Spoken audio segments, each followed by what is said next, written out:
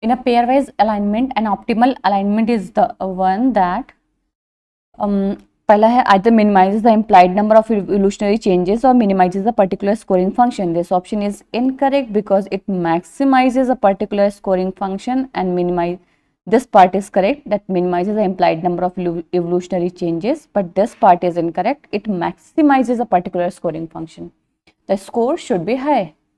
And second is either maximizes the implied number of evolutionary changes. Incorrect. यहाँ पे minimizes होना चाहिए and or minimizes a particular scoring function. This is also correct because it should be maximize the particular scoring function. Option 3 is either minimizes the implied number of evolutionary changes or maximizes a particular scoring function. This option is correct because अगर हम evolutionary changes की बात करें तो it should be minimum and अगर particular scoring function की बात करें तो it should be maximum. So option 3 is correct.